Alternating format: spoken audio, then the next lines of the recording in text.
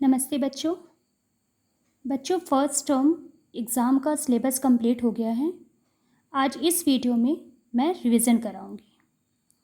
बच्चों, पोएम से क्लास 10 के सिलेबस पे अगर हम फोकस करें तो पोएम से आपका आ रहा है सूर के पद और विनय के पद। प्रोज से आ रहा है बड़े घर की बेटी और दो कलाकार। बाकी 9 का आपका प्रोज और पोएम सारा सिलेबस आपको पढ़ना है।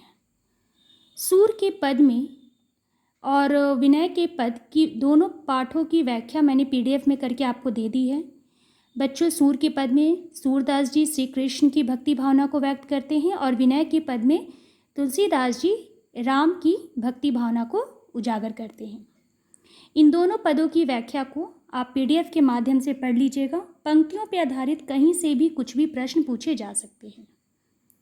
सूर के पद मैं कुछ विशेष पे ध्यान आपका दिलाना चाहती हूँ कि सूर के पद और विनय के पद में आप कवि परिचय अवश्य पढ़ें, व्याख्या अच्छे से पढ़ें।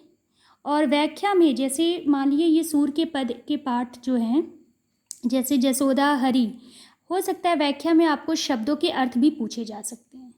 ये शब्द के अर्थ 2 अंक के अगर आएंगे तो 4 शब्द देंगे, 3 अंक के आएंगे तो 6 देंगे।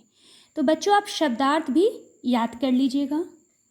कवि परिचय मैंने सूरदास पढ़ाने के दौरान आपको बताया था और विनय बताया था, पीडीएफ में भी दिया है, और तुलसीदास का मैंने मौखिक रूप से बताया था। कवि परिचय में कुछ विशेष बात जो लिखनी होती है वो मैं आपको बताना चाहूँगी। बहुत बच्चे उनके पारिवारिक जीवन, पति पत्नी, बच्चे, कहाँ जन्म हुआ, कहाँ मरण हुआ, ये सब लिखते हैं। बच्चों, इसमें अंक नहीं मिलते। आपको क्वेश्चन घुमाने के लिए या तो सीधे पूछ देगा कवि परिचय लिखिए या कवि का साहित्यिक परिचय दीजिए। ये 2 अंक के भी कवि परिचय पूछे जा सकते हैं। कवि या लेखक परिचय, जब हम कविता के राइटर की बात करते हैं तो उसको हिंदी में कवि कहते हैं, और कहानी के राइटर की बात करते हैं तो हम उसको लेखक, और फीमेल है तो लेखिका या रचनाकार कहते हैं। कवि परिचय में कुछ विशेष बात है, जैसे वो जो कवि हैं वो किस काल के कवि हैं वो आप अवश्य लिखें।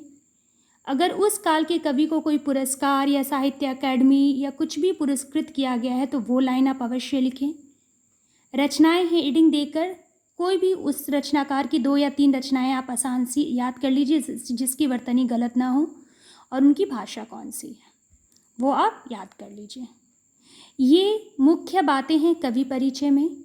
अगर आप ये पूरा लिखते हो, जैसे अगर सूरदास का आता है तो अगर आप सूरदास का लिखते हो कि ये भक्ति काल के कवि हैं, ठीक है, ये भक्ति काल के कवि हैं।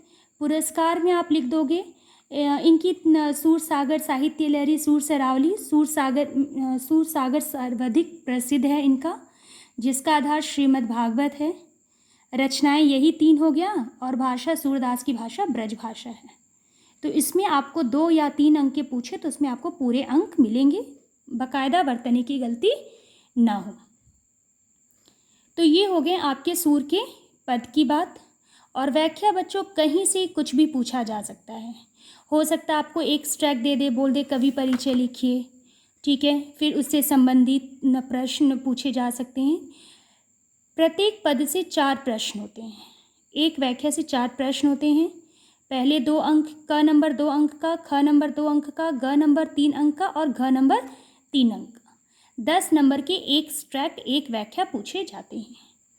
तो बच्चों, सूर के पद, विनय के पद और बाकी 9 में जितने चैप्टर हैं, 9 में जैसे आपके चैप्टर जो भी हैं, जैसे साखी, गिरधर की कुंडलियाँ, स्वर्ग बना सकते हैं, जन्मभूमि मेरी, मेघ आए, ये पूरे 5 आपको पढ़ने हैं, प्लस ये 2, मतलब आपको टोटल फर्स्ट टर्म एग्ज़ाम के लिए 7 कविताएं पढ़नी है। ठीक है, उम्मीद है कि आपको मेरी बात समझ में आई होगी। ये आपके कविता पर मैंने रिवीजन कराया है, और बाकी आप व्याख्या से पढ़ सकते हैं। धन्यवाद बच्चों।